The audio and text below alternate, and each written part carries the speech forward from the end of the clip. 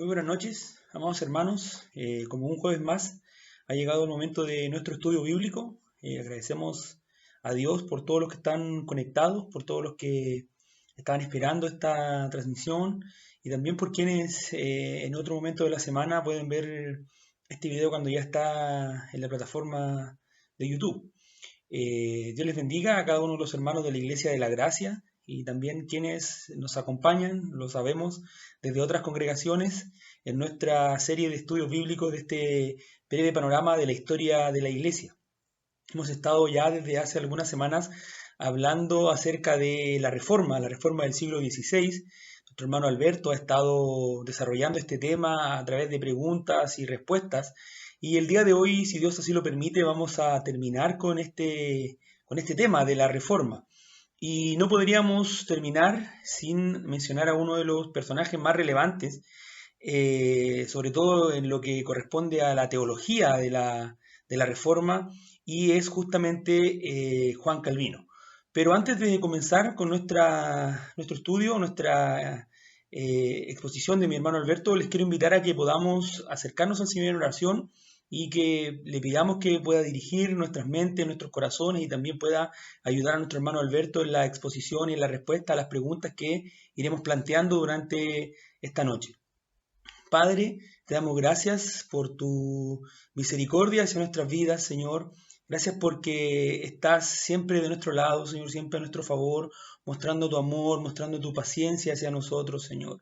Queremos pedirte en este momento que tú puedas dirigir este estudio, Señor, que tú puedas dirigir la vida de Alberto, Señor, que tú puedas también estar, Señor, presente en nuestros corazones para que tu Espíritu Santo pueda hacernos entender, Señor, abrir nuestra mente y nuestro corazón a la enseñanza, Señor, y también podamos tomar lecciones, Señor. Es lo que hemos tratado, es lo que hemos intentado durante todo este tiempo, de ir a observar la historia de tu pueblo, la historia de la iglesia, no con un afán de juzgar, Señor, ni tampoco con un afán de llenarnos de información o de datos, sino más bien de conocer el pasado de tu pueblo, conocer tu providencia, Señor, y sacar lecciones, Señor, aprendizajes, aprender, Padre.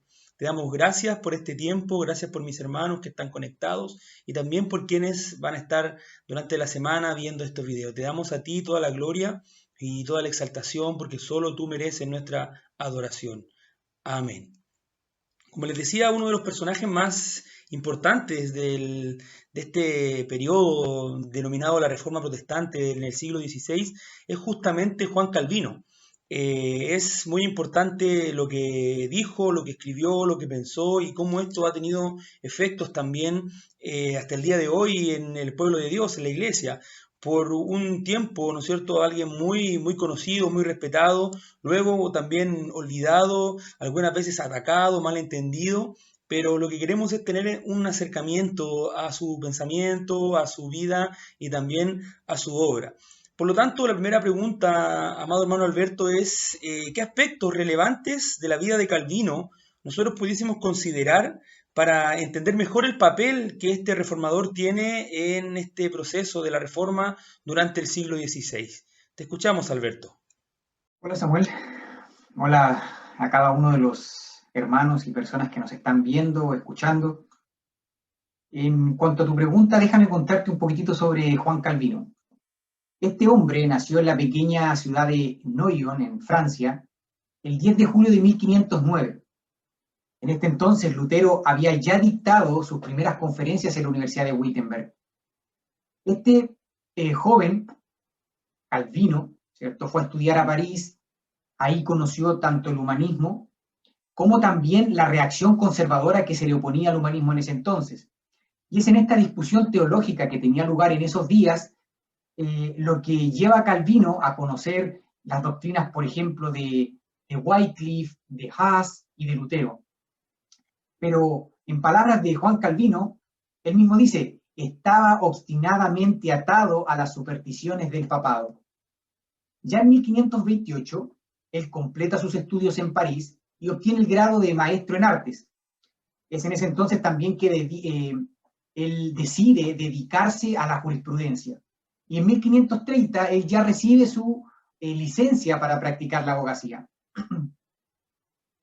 No se sabe realmente a ciencia cierta qué es lo que lleva a Calvino a alejarse, ¿cierto?, a abandonar la fe romana, tampoco se conoce la fecha exacta en que lo hizo.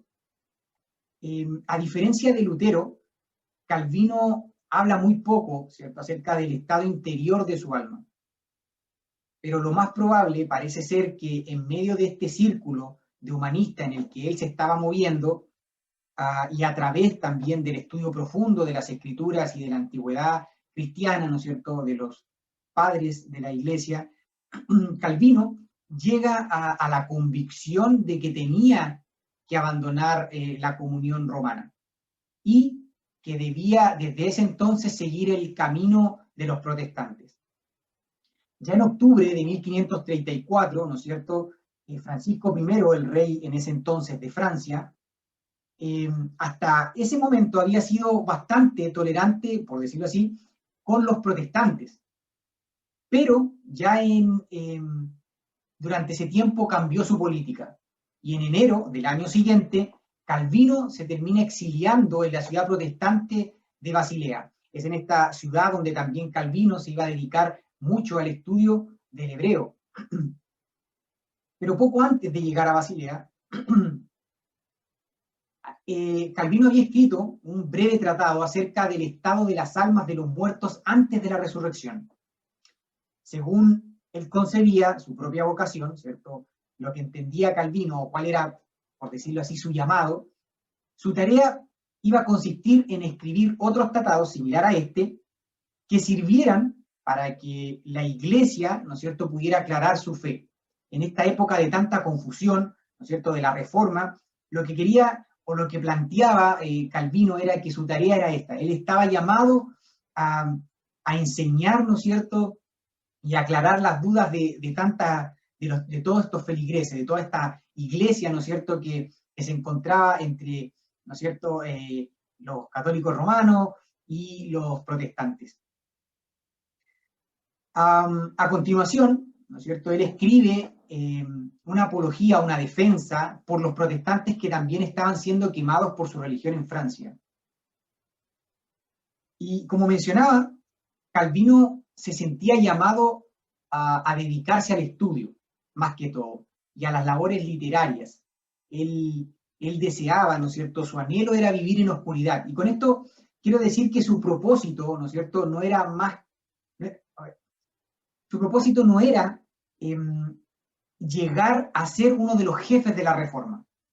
Él lo que quería era más algo así como encontrar un lugar tranquilo donde pudiera estudiar las escrituras, ¿no es cierto?, y escribir acerca de esta nueva fe. Por lo pronto, ¿no es cierto?, su principal proyecto en ese entonces era un breve resumen de la fe cristiana, pero desde el punto de vista protestante. Hasta entonces, casi toda la literatura protestante que se encontraba había sido llevada por la urgencia de la polémica, ¿cierto? Recuerden que los protestantes empiezan a establecer su postura, a corregir, ¿no es cierto?, los abusos y las diferencias que encontraban con la Iglesia Católica Romana, pero todas estas correcciones y todas estas enseñanzas venían de la misma urgencia de la polémica. Entonces, por esto mismo, esta literatura que abundaba en ese entonces había tratado exclusivamente acerca de esos puntos en discusión. Y había muy poco acerca de otras doctrinas fundamentales del cristianismo, como la Trinidad, ¿no es cierto?, como la Encarnación, entre otras. Entonces lo que Calvino quería hacer, o se proponía hacer en ese entonces, era llenar este vacío con un breve manual al que le llama, ¿no es cierto?, le dio el título de Institución de la Religión Cristiana. Esta primera edición de la institución aparece en Basilea en 1536. Era un libro de 516 páginas, pero de un formato bien pequeño. La intención era que cupiera fácilmente en los amplios bolsillos de los que se usaban en ese entonces, para que pudiera circular disimuladamente en Francia. En el principio esta institución constaba de 6 capítulos. Los primeros 4 trataban acerca de la ley el credo, el Padre Nuestro y los sacramentos. Los últimos dos eran un poquito más polémicos y resumían la posición de los protestantes con respecto a los sacramentos, a los falsos sacramentos, ¿no es cierto?, de los católicos romanos y a la libertad cristiana. A partir de entonces, ¿no es cierto?, Calvino empieza y continúa, ¿no es cierto?, preparando nuevas ediciones de la institución, que iba creciendo según iban pasando los años, según él iba estudiando la palabra, según él iba viendo, ¿no es cierto?, también la necesidad de que se conocieran todas las doctrinas de la palabra. Y ya en 1541 Calvino publica, ¿cierto?, en Ginebra, la primera edición francesa. Esto es importante porque Calvino tenía esta habilidad, por decirlo así, este don, de poder ya no solamente escribir en latín, está acceso para muchos, sino también en la lengua de Francia. Entonces, claramente muchos tenían acceso a la teología de Calvino. Después de varias ediciones, las ediciones latina y francesa de 1559 y de 1560 respectivamente, fueron las últimas producidas en vida por Juan Calvino. Y son ellas las que nos dan el texto definitivo de lo que hoy conocemos como la institución de la religión cristiana. Este texto definitivo dista mucho de ser este pequeño manual de un principio, este pequeño manual de doctrina que Calvino tenía en mente publicar en su primera edición. Los primeros 6 capítulos de 1536, ahora, en la última edición, por decirlo así, se habían vuelto 4 libros, con un total de 80 capítulos. Y en toda la obra se manifiesta un conocimiento profundo de las Escrituras por parte de Juan Calvino, pero no solo de las Escrituras, sino también de los antiguos escritores cristianos, sobre todo de San Agustín, y también de las controversias teológicas que habían ocurrido durante ese siglo, el siglo XVI. Sin lugar a dudas, esta obra, la institución, ¿no es cierto?, de Juan Calvino, fue la obra cumbre de la teología sistemática protestante en todo ese siglo.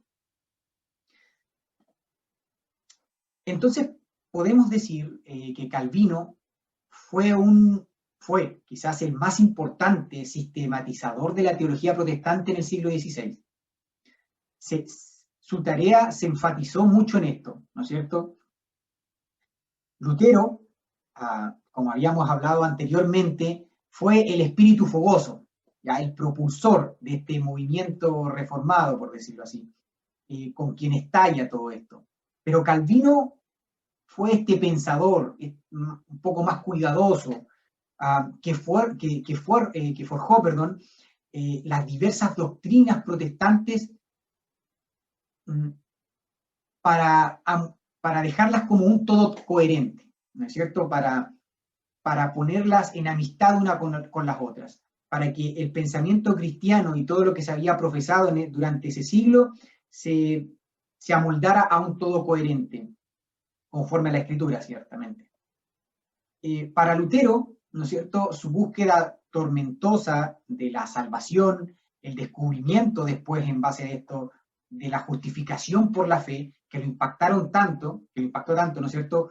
Estas cosas fueron tan impactantes en la vida de Lutero que dominaron su teología en gran manera. Calvino, por otra parte, como un hombre de la segunda generación, como se le llama, ¿ya?, no permitió que la doctrina de la justificación eclipsara el resto de la teología cristiana. Y es por ello que también le prestó mucha atención a varios aspectos del cristianismo que habían quedado postergados tanto por Lutero como por otros reformadores. Eso, Samuel. Siempre es importante y es fundamental para entender a un personaje y para entender su obra, conocer estos aspectos de su vida que de alguna manera nos ayudan a entender y nos explican también cómo procedió, por qué actuó de tal manera y por qué desarrolló su obra de tal o de cual forma. Y justamente, Alberto, la siguiente pregunta tiene que ver con la tarea que desarrolló Juan Calvino específicamente en la ciudad de Ginebra. Sabemos que no estuvo solamente durante un periodo, sino que estuvo durante 2. Y nos gustaría saber, Alberto, de qué se trató el trabajo que Juan Calvino desarrolló en la ciudad de Ginebra. Samuel, mira, para entender un poco el trabajo de Calvino hay que recalcar un poco lo que se mencionaba anteriormente. Él no tenía la menor intención de dedicarse a la vida activa, como lo habían hecho muchos, como Lutero, ¿no es cierto?, Zwinglio, que en varias partes, ¿no es cierto?, habían estado llevando a cabo la obra reformadora. Esta no era su intención.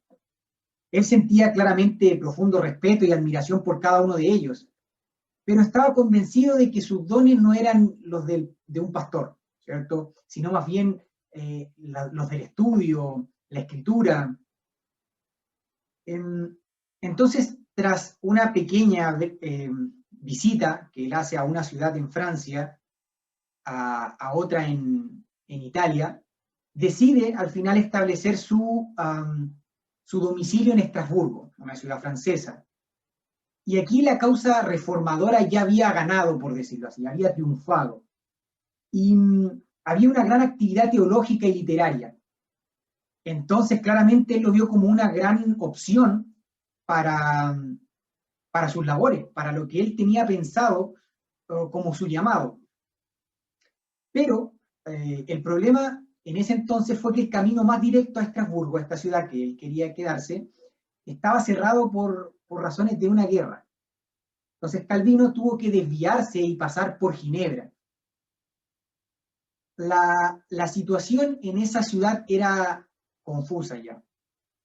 Antes de que llegara Calvino a Ginebra, la ciudad protestante de Berna, ¿no es cierto?, una ciudad en Suiza, recordemos que también Ginebra es una ciudad en Suiza, bueno, la ciudad protestante de Berna, en Suiza, había enviado misioneros a Ginebra. Y ellos ya habían logrado obtener gran parte del apoyo, ¿no es cierto?, pero de un pequeño grupo de laicos instruidos que quería reformar la iglesia, pero también de un fuerte contingente de burgueses, ¿no es cierto?, de esta clase social acomodada que había en ese entonces, y cuyo principal deseo parece, ¿cierto?, que era lograr ciertas ventajas y libertades que no tenían con el régimen católico. El clero, por otra parte, que como hemos mencionado en muchas otras ocasiones, era de escasa instrucción y menos convicción, ellos seguían prácticamente las órdenes del gobierno de Ginebra cuando al final este mismo decide abolir la misa y optar por el protestantismo. Entonces, esta es la situación que tenemos en Ginebra antes de que llegue Calvino. Cuando llega Calvino, eran los misioneros procedentes de Berna, ¿cierto?, de esta ciudad suiza, cuyo jefe era Guillermo Farel, que se encontraba enfrente de la vida religiosa de toda esta ciudad. Y además había muy poco personal necesario. Entonces aquí es donde llega Calvino con la intención de pasar solamente un día por ahí para proseguir su camino a esta ciudad tranquila de Estrasburgo.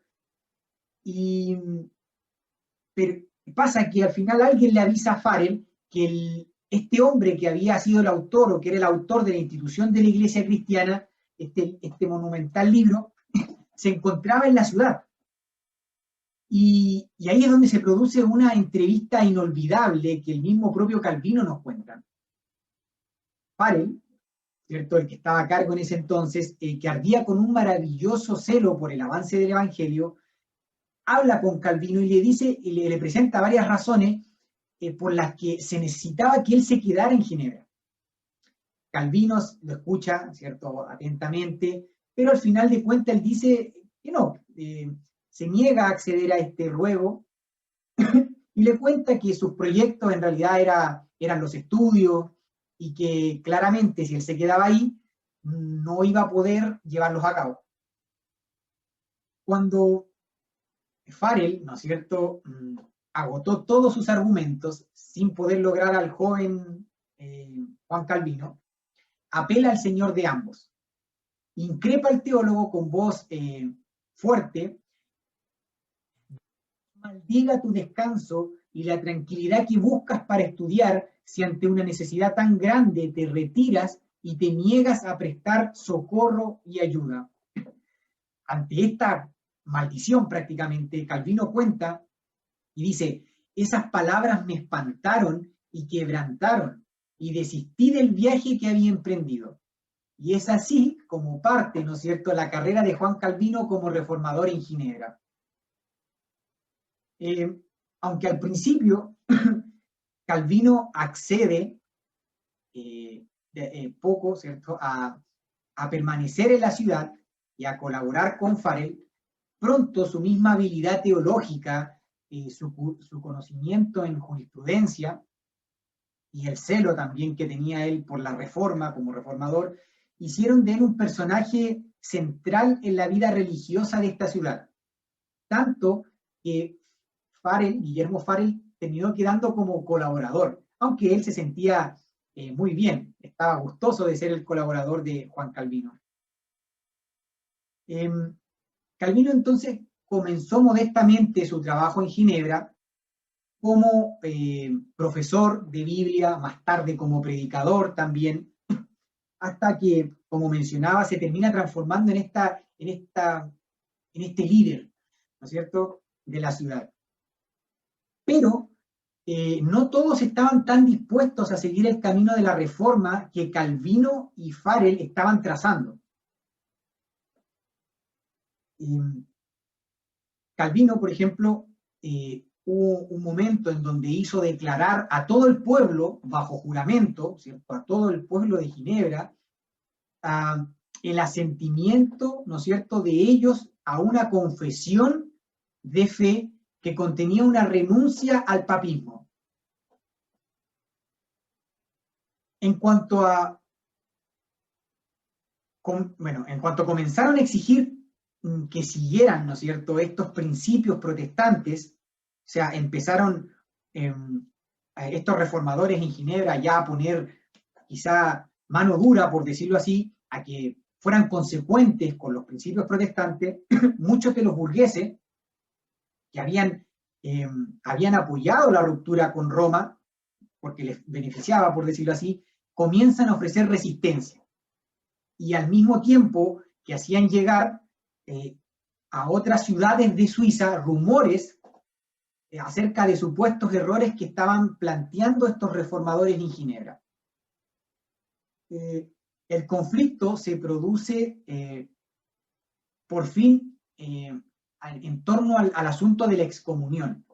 ¿Por qué? Porque Juan Calvino lo que hacía era insistir en ese entonces de que para que la vida religiosa se conformara verdaderamente a los principios reformadores, era necesario excomulgar, ¿no es cierto?, echar a los pecadores impenitentes. Y esto, claramente, para el gobierno de la ciudad se transformó en un exceso. Ya era demasiado severo. No estaban de acuerdo con este punto. Entonces el gobierno de esa ciudad se termina negando a seguir los consejos de Calvino y al final también el conflicto fue tal que Calvino termina siendo desterrado de Ginebra. Dentro de todo esto, Calvino ve esto como una puerta del cielo que se abre para continuar la vida de estudio que él tanto quería, que ese retiro que él de algún momento había proyectado, y se dirige a Estrasburgo, esta ciudad donde en un principio quería irse. Pero en esa ciudad, el jefe, ¿no es cierto?, del movimiento reformador de ahí, Martín Bucero, tampoco lo dejó en paz. Ahí había un fuerte contingente de franceses, ¿no es cierto?, exiliados también por motivos religiosos y que carecían de dirección pastoral. Por lo que hace Bucero al final es dejar a Calvino a cargo, a ellos los deja a cargo de Calvino.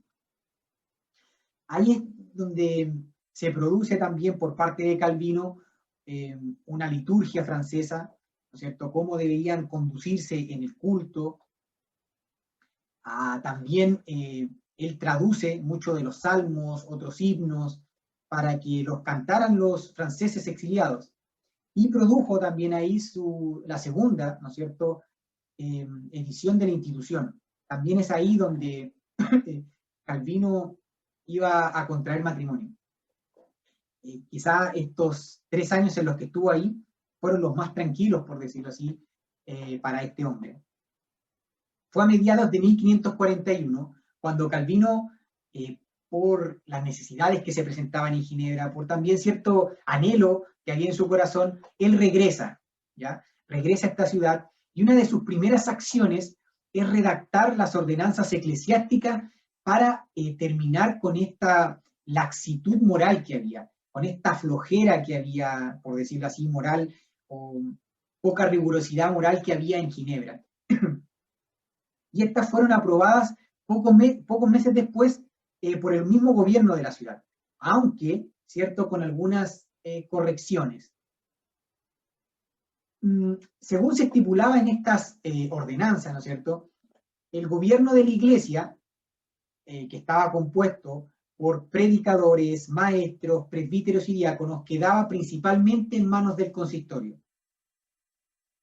Durante los próximos 12 años, hubieron muchos conflictos y repetidos entre el consistorio, ¿no es cierto?, y el gobierno de la ciudad, ya que el cuerpo eclesiástico, siguiendo la inspiración de Calvino, trataba normalmente de regular las costumbres con cierta severidad que no era del agrado del gobierno.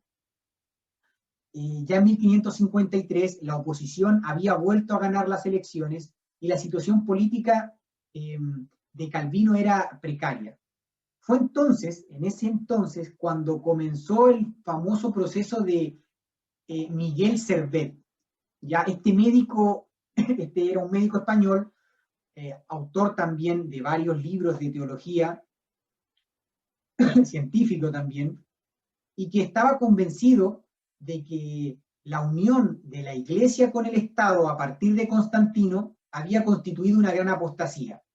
El credo, el credo, ¿no es cierto?, del Concilio de Nicea, al promulgar la doctrina trinitaria, había ofendido a Dios. Servet entonces acababa en ese entonces de escapar de las cárceles de la Inquisición católica en Francia, donde se le seguía por herejía, claramente, y se vio obligado a pasar por Ginebra. Ahí, en Ginebra, es reconocido, es arrestado, y Calvino, él prepara, ¿no es cierto?, una lista de 38 acusaciones contra Servet. Ahora, ya que Servet era un erudito en ese entonces, ¿no es cierto?, y además había sido acusado por herejía, de herejía por los católicos también, el partido en Ginebra que se le oponía a Calvino adopta la causa de Servet como con el fin de defenderlo. Pero el gobierno de la ciudad les pide, ¿no es cierto?, consejo también a los otros cantones protestantes de Suiza. Y para tomar la decisión, qué hacer con Servet. Y es ahí donde todos, ¿no es cierto?, todos los, podríamos decirlo, estas ciudades suizas, concuerdan en que Miguel Servet era un hereje.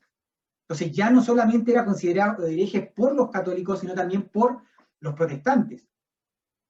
Y esto claramente acalló, ¿no es cierto?, la oposición, este grupo que estaba defendiendo a Servet, y se resuelve condenar a Miguel Servet a ser quemado vivo, ¿no es cierto? Y aunque Calvino en ese entonces trató de que no se le quemara vivo por ser una muerte muy cruel, él busca que se le decapitara, al final no logró que se le concediera esto, por decirlo así. Es a partir de este incidente muy conocido, por lo cual se le destaca a Calvino, a lo largo de la historia, muchos atacan a Calvino en base a esto, y es que se ha vuelto un dogmatismo un símbolo, ¿no es cierto?, del dogmatismo también rígido que reinaba en la Ginebra de Calvino. Es verdad que no hay duda de que hay verdad en esto, pero también hay que entender, ¿no es cierto?, que en esa época y en diversas partes de Europa, tanto los católicos como los protestantes estaban procediendo de manera muy similar contra las personas que ellos consideraban herejes. Ahora, claramente no podemos estar de acuerdo con todo en lo que se hizo, de la forma en que se pudo realizar, pero es importante tener esto en cuenta, ¿cierto? El contexto en el cual se encontraba y se manejaban todas las cosas en ese entonces. En todo caso, después de la ejecución de Miguel Servet, la autoridad de Calvino en Ginebra ya no tenía rival. En 1559, Calvino vio cumplirse uno de sus grandes sueños. ¿Por qué? Porque ahí es donde se fundó por primera vez la Academia de Ginebra, que estaba bajo la dirección de Teodoro Beza, quien después iba a suceder a Calvino como jefe religioso de la ciudad. Esta academia, ¿cierto?, que era el sueño de Juan Calvino, formó a la juventud ginebrina según los principios calvinistas, ¿ya? Pero su principal impacto se debió a que en ella cursaron estudios superiores personas procedentes de otros países y que después llevaron el calvinismo, por decirlo así, o la teología de Juan Calvino a esas ciudades, a sus propias ciudades. Entonces, tanto como vimos en la primera pregunta, ¿no es cierto?, cuando respondimos la primera pregunta, que es en parte a la institución de la religión cristiana, pero también a la Academia de Ginebra, que la influencia de Calvino se hizo sentir en muchas partes o en diversas partes de Europa. Y es como posteriormente van a empezar a surgir varias iglesias en Holanda, ¿no es cierto?, en los Países Bajos, en Escocia, en Hungría, en Francia y en otros lugares más, que iban a seguir, ¿no es cierto?, las doctrinas del reformador de Ginebra, ¿cierto?, de Juan Calvino, y que hoy en día se le conocen como las doctrinas reformadas o doctrinas calvinistas. Eso, Samuel. Importante trabajo, importante tarea la que desarrolló Juan Calvino en Ginebra y no exenta de dificultades, no exenta de problemas, no exenta de complejidades, ¿verdad? Muchas veces tendemos a idealizar a las congregaciones, a los pastores, a estos personajes, a estos héroes de la fe, de la historia, pero realmente no estuvieron exentos de complicaciones ni de problemas. Bueno, Alberto, una vez ya habiendo conocido un poco acerca de la historia, la vida de Juan Calvino, el trabajo que desarrolló en Ginebra, nos queda obviamente la tercera pregunta y última de esta noche, que tiene que ver con la teología de Juan Calvino. Sabemos que no vamos a terminar nosotros, no vamos a agotar ese tema con esta pregunta, pero de igual manera, Alberto, al menos en términos generales, nos gustaría saber ¿qué temáticas desarrolló Juan Calvino? ¿Cuál fueron los aspectos más relevantes de la teología de este reformador y de este pastor de la iglesia? Gracias, Samuel. Mira, Calvino, al igual que Lutero, puede ser considerado como un reformador bíblico. ¿En qué sentido? Él, al igual que muchos de los otros reformadores, procuró encontrar un sistema, ¿no es cierto?, de doctrina cristiana sacado directamente de la Biblia. Y a pesar de que muchos de los reformadores nunca menospreciaron la tradición, a los padres de la iglesia, sí enfatizaron, a diferencia de la Iglesia Católica Romana, la supremacía de la palabra. Pero además de esto, ¿no es cierto?, podríamos considerarlo como un reformador bíblico también por su hábito, ¿no es cierto?, también de predicar la Biblia texto por texto.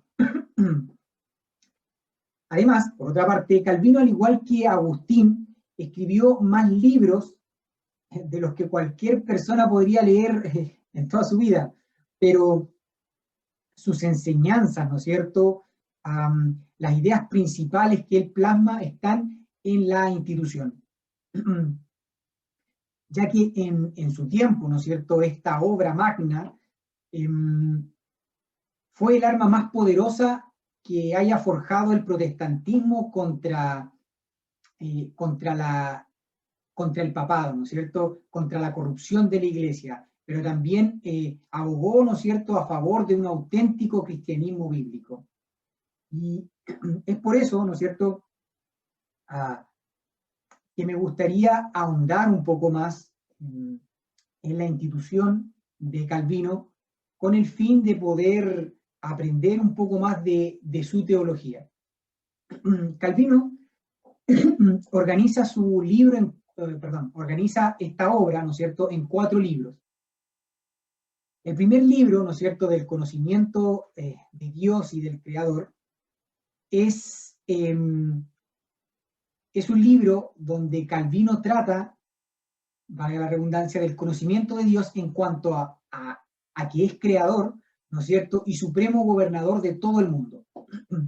Esta es una exposición, ¿no es cierto?, donde él habla de la manifestación de Dios, primero, en la creación, y segundo, por medio de su palabra.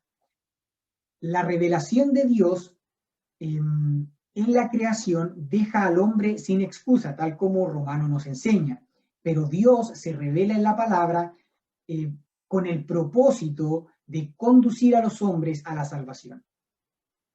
Y es en esta sección, ¿no es cierto?, que Calvino expone su doctrina de la Biblia también como completa y suficiente revelación de Dios para la salvación, la que nosotros conocemos como la sola Escritura. Esta doctrina que defendieron mucho de los reformadores protestantes, ¿no es cierto?, y que llegó a ser uno de los pilares del verdadero protestantismo.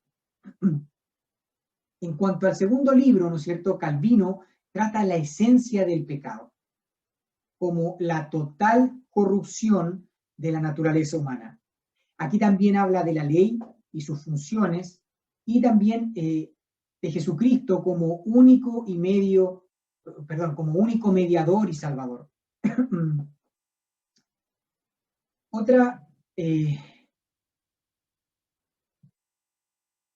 Otras veces encontramos los distintivos, ¿no es cierto?, de los reformadores protestantes contrastados con el catolicismo romano, ¿no es cierto?, con los anabautistas también, con los socinianos. Y esto es lo que hace en este libro también Juan Calvino. De una u otra forma, las otras tendencias teológicas niegan el profundo efecto que tiene el pecado en el hombre y por ende, ¿cierto?, no puede apreciar correctamente o plenamente la persona y la obra de Cristo. En el tercer libro, Calvino trata en la manera en que nos hacemos partícipes de Cristo, ¿cierto? Es decir, la verdadera fe, ¿no es cierto?, habla sobre el arrepentimiento, la regeneración y la justificación. Calvino forjó un camino en esta materia, porque el romanismo, ¿no es cierto?, el catolicismo romano había confundido y había oscurecido en gran manera esta doctrina, ¿cierto?, la verdadera doctrina de la fe, con sutilezas, ¿no es cierto?, contradicciones, con supersticiones, y también con mezclas de la Biblia y pensamientos de Platón y Aristóteles. Y es aquí donde este reformador brindó un gran servicio a la Iglesia por medio de su exposición amplia del testimonio bíblico, exaltando una vez más la soberanía de Dios, punto muy importante de Calvino, ¿no es cierto?, la soberanía de Dios en la salvación, ya que es Dios quien produce la fe en nuestro corazón, es Él el que produce el verdadero arrepentimiento, y también es Él quien nos imputa la perfecta justicia de Cristo mediante esta fe. En el cuarto libro, ¿no es cierto?, de la Santa Iglesia Católica, haciendo referencia a la Iglesia Universal, Calvino trata a la Iglesia como la madre de los fieles hasta que Dios nos lleve al cielo. Y el principal medio por el cual Dios nos engendra es la iglesia. Eso es lo que plantea Calvino. Él también es por este medio que nos discipula, y es por medio de ella, y es dentro de ella, ¿no es cierto?, en la cual nosotros también servimos a Dios, a nuestros hermanos y también al mundo. Muchos protestantes hoy se sorprenderían al saber que Calvino creía que fuera de la iglesia no hay salvación.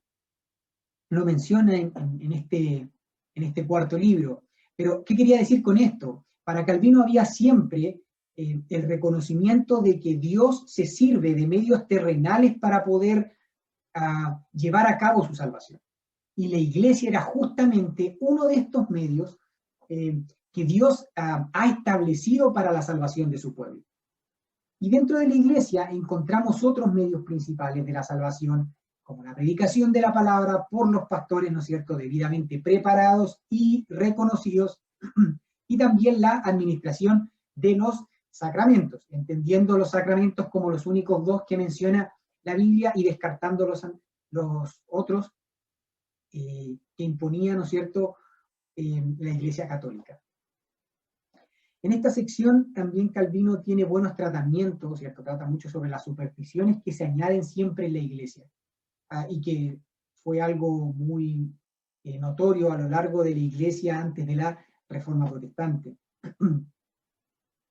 Ahora, la estructura que tiene la institución es de alguna manera sencilla, es bíblica, ¿no es cierto? Y también es muy lógica. Entonces cumple el propósito que tenía Calvino con esta institución, ¿cierto? Este manual que él decía que quería hacer, que era proveer ayuda para la fe de los creyentes. Y es por eso que quiero adentrarme un poquitito más a las instituciones con el fin de poder plasmar o entender un poco más sobre la teología de Juan Calvino. Entre los temas principales que él plantea, ¿no es cierto?, es el de Dios creador. Ya Calvino comienza el primer libro estableciendo, ¿cierto?, la estrecha relación que hay entre el conocimiento de Dios y el verdadero conocimiento de nosotros mismos. Ya él afirma, ¿cierto?, él plantea que es imposible que nosotros podamos conocernos verdaderamente sin antes elevar nuestra mirada a Dios, nuestro creador. Ahora, ¿qué es lo que miramos cuando comparamos a Dios con nosotros?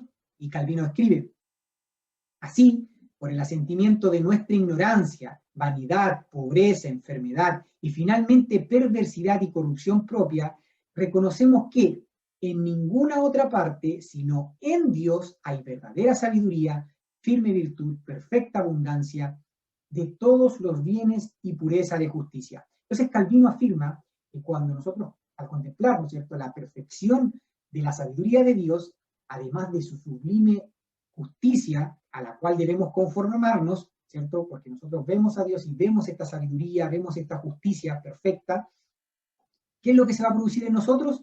Y ahí es donde Calvino nuevamente escribe: aquel horror y espanto con el que, según dice muchas veces la Escritura, los santos han sido afligidos y abatidos siempre que sentían la presencia de Dios.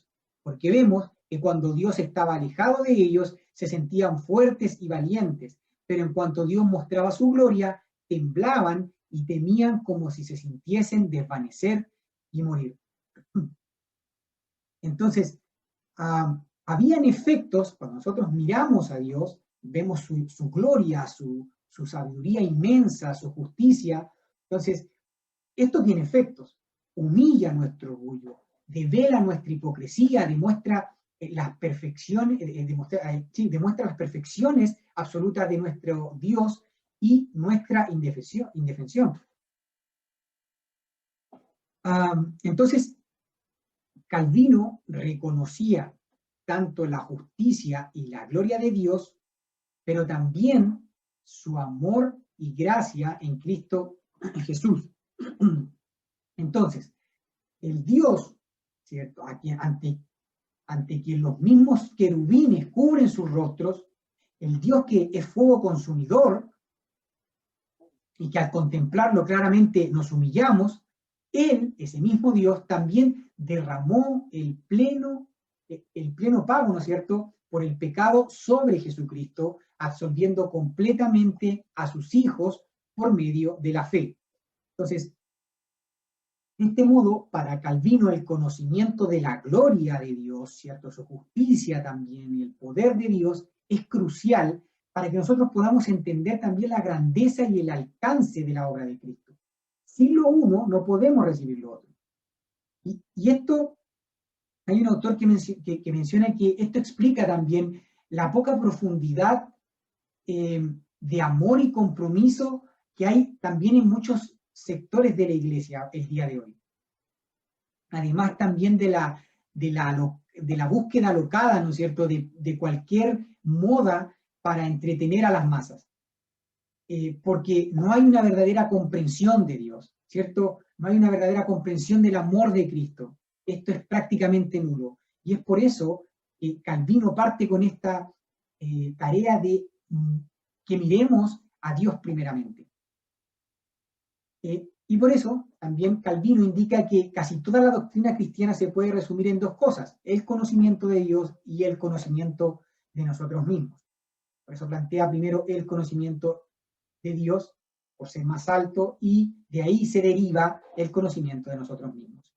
En cuanto a Dios, ¿cierto?, resumía él al final que Él es sabiduría, Él es justicia, bondad, misericordia, verdad, virtud, vida infinita.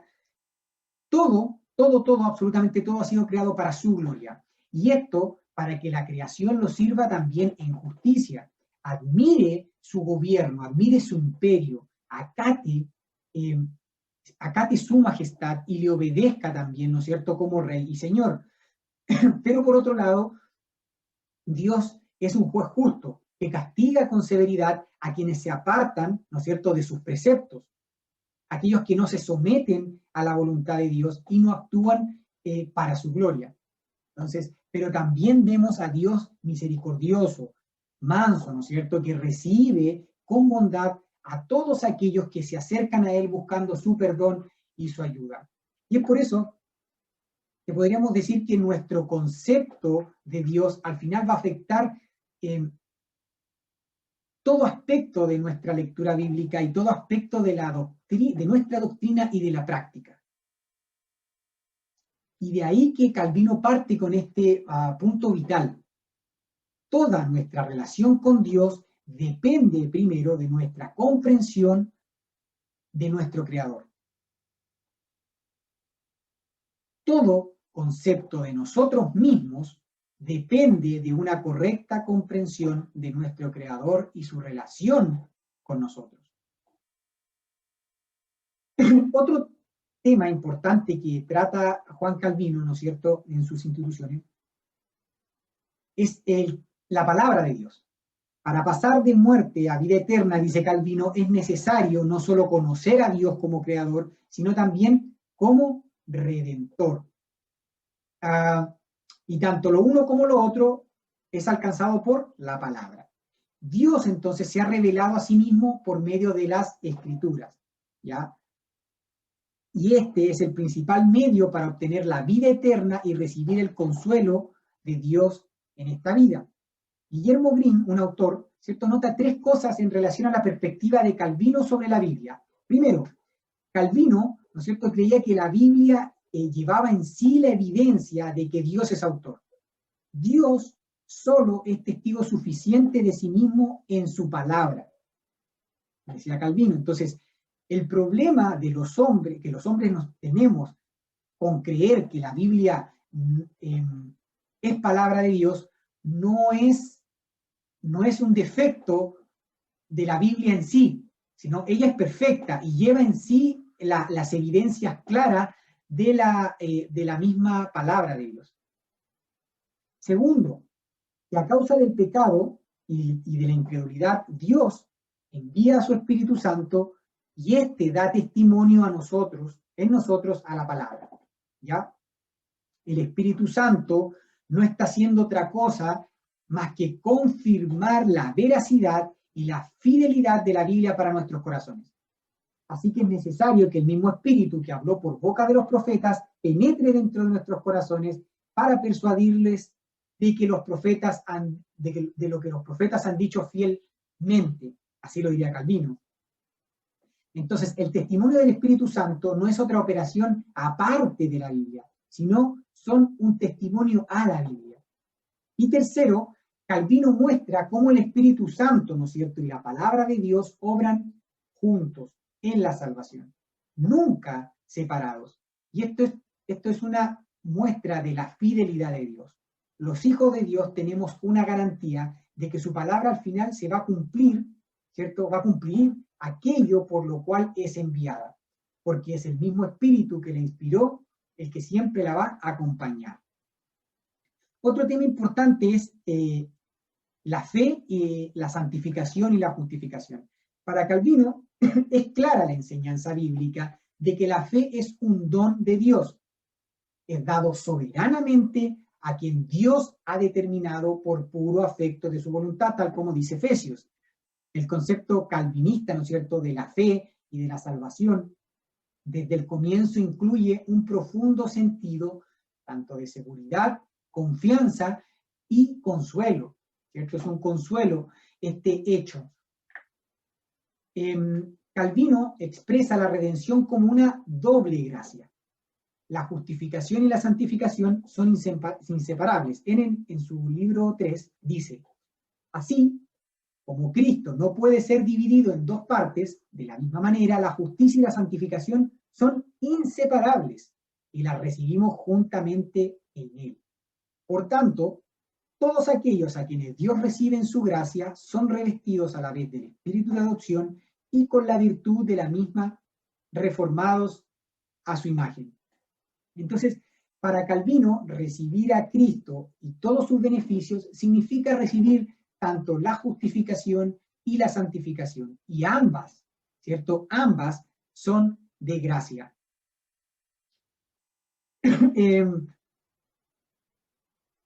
En cuanto al otro tema importante que plantea Calvino es el de la iglesia.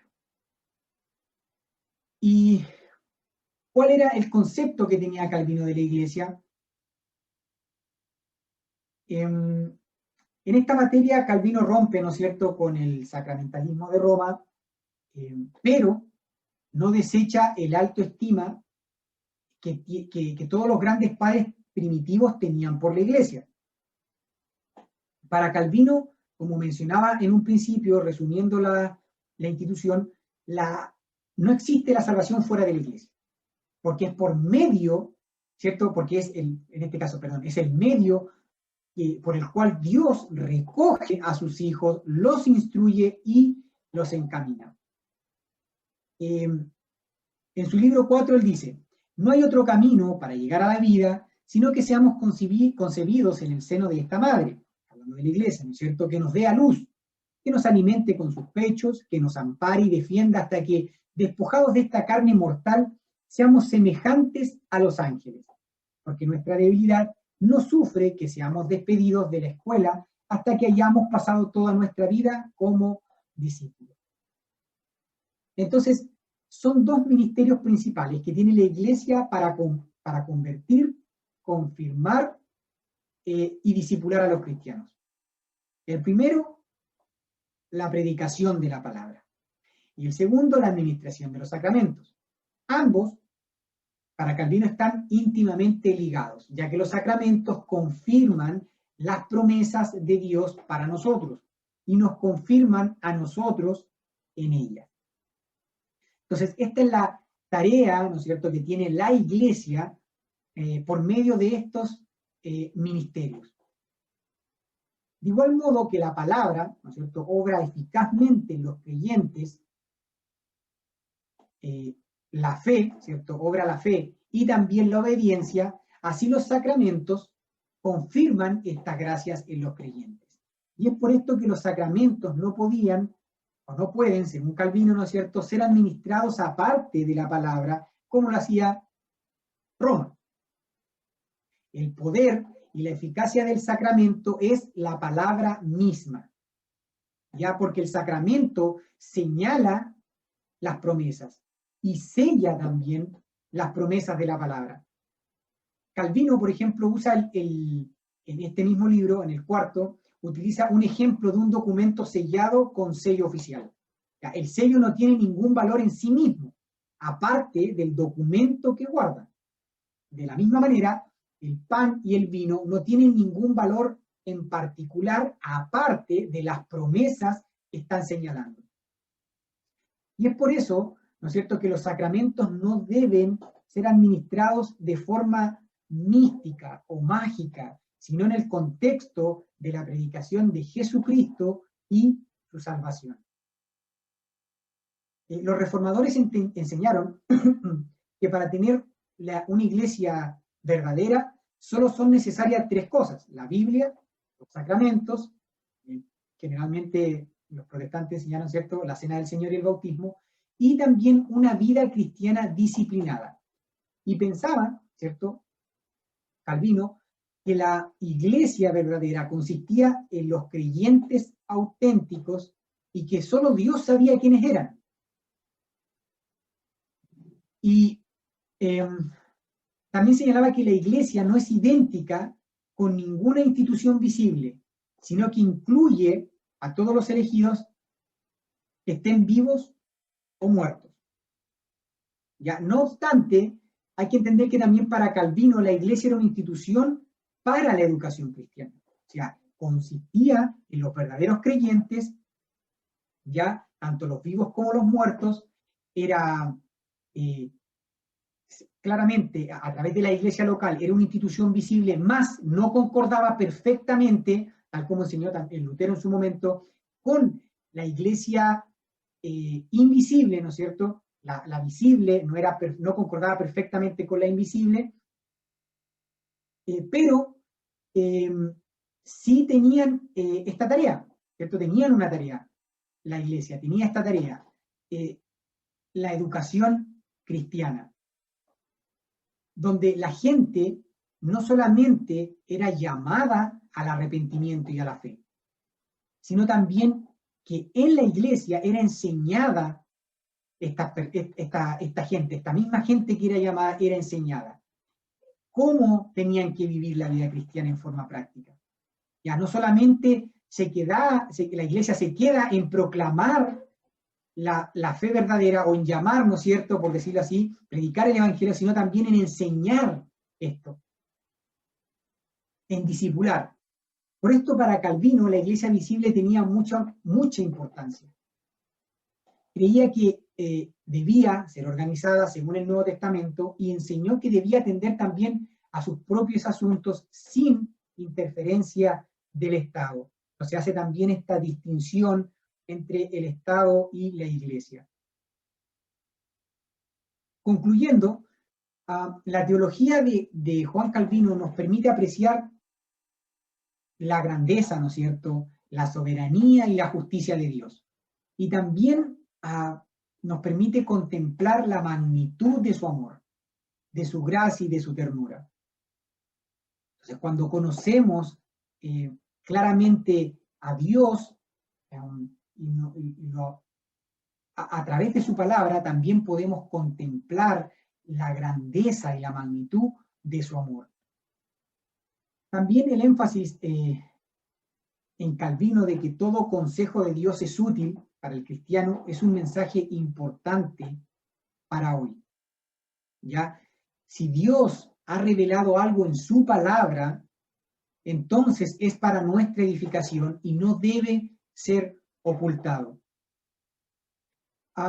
Y es algo que planteamos también con el estudio en su momento de Lutero y de su doctrina o de su teología, en cuanto a que la palabra es sumamente importante y no podemos, ¿cierto?, obviar o centrarnos a veces solamente en una cosa y despreciar las demás, ¿ya?